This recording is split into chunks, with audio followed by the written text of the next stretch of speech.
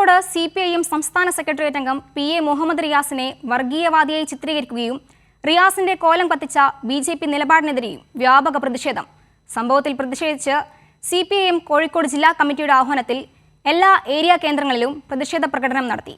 വർഗീയത ആളിക്കത്തിച്ച് കേരളത്തെ വിഭജിക്കാനുള്ള സംഘപരിവാർ ശ്രമം ശക്തമായി ചെറുക്കുമെന്നും BJPയെ സഹായിക്കുന്ന നിലപാട് കോൺഗ്രസ് ഉപേക്ഷിക്കണമെന്നും CPIM കോഴിക്കോട് ജില്ലാ സെക്രട്ടറി M മെഹബൂബ് കൈരളി ന്യൂസിനോട് പറഞ്ഞു.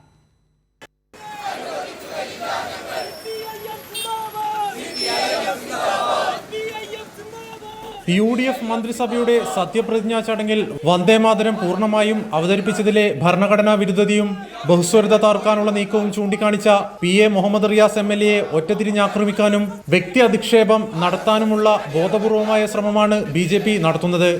റിയാസിനെ വളഞ്ഞിട്ട് ആക്രമിക്കാനും രാജ്യദ്രോഹിയായി ചിത്രീകരിക്കുവാനാണ് BJPയുടെ ശ്രമം.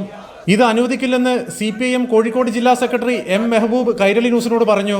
അങ്ങനെ ഒറ്റതിരിഞ്ഞ് ആക്രമിക്കാൻ BJP അല്ല, RSS അല്ല, അവർക്ക് ഇന്നത്തെ ഭരണത്തിൻ്റെയും മുഖ്യമന്ത്രിയുടെ ഒക്കെ പിന്തുണ ഉണ്ടാകും ഞങ്ങൾക്കറിയാം. ഞങ്ങളതിനെ നേരിടും, യാതൊരു സംശയവുമില്ല. റിയാസ് സമരവീതികളിലൂടെ ഉയർന്നു വന്ന രാഷ്ട്രീയ നേതാവാണ്. മതേതരത്വത്തിന് പോറലേൽപ്പിക്കുന്ന നീക്കങ്ങളെ ശക്തമായി ചെറുക്കുമെന്നുള്ള പ്രഖ്യാപനമായി പ്രതിഷേധം മാറി. കോഴിക്കോട് മുതലക്കുളം മൈതാനിയിൽ നിന്ന് ആരംഭിച്ച പ്രതിഷേധ മാർച്ച് പുതിയ ബസ് സ്റ്റാൻഡിൽ സമാപിച്ചു. CPIM നേതാക്കളായ A Pradeep Kumar, SK Sajeesh, P Nikhil, Sachin Dev തുടങ്ങിയവർ പങ്കെടുത്തു. കൈരളി ന്യൂസ്, കോഴിക്കോട്.